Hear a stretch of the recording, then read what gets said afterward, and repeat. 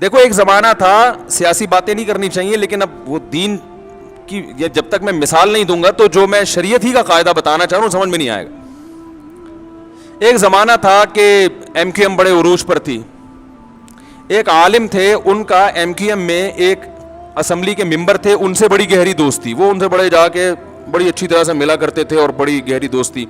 کسی نے اعتراض کیا کہ حکمرانوں سے تعلق ہے بھائی, کہ جب بھی اسمبلی کا ممبر آئے گا اور یہ جناب اس سے بڑے اچھے طریقے سے ملیں گے, اس کو چائے بھی پلائیں گے, یہ تو چاپلوسی کر رہے ہیں. یہ کیا کر رہے ہیں؟ یہ تو چاپلوسی, حکمرانوں کی چاپلوسی. تو میں نے ان سے کہا, میں نے کہا بھائی دیکھو, ایک جب کوئی بھی حکومت میں ہے تو اس کے خلاف چلو گے تو آپ اپنے کام نہیں نکلوا سکتے, اور اگر آپ اس سے دوستی لگا کے بہت سارے دینی کام کروا سکتے ہیں اس سے, تو یہ چاپلوسی نہیں ہے, یہ شریعت میں عین مطلوب ہے.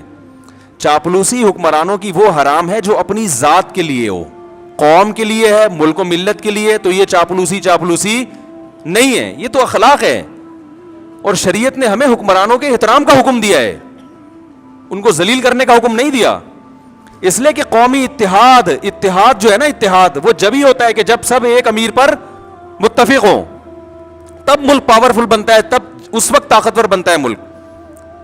آپ درجنوں سیاسی اختلاف کریں تو اگر کوئی کسی اسمبلی کے, اب میں اس لیے کہہ رہا ہوں, حضرت مولانا طارق مل صاحب جا کے بیٹھے ہوئے ہیں کسی حاکم کے پاس, اس کی تصویریں آ رہی ہیں اور نیچے جھوٹی حدیثیں اور اسلاف کے واقعات کے جو حکمرانوں سے ملتا ہے وہ یوں ہیں تو وہ یوں ہیں تو وہ فلانا ہے.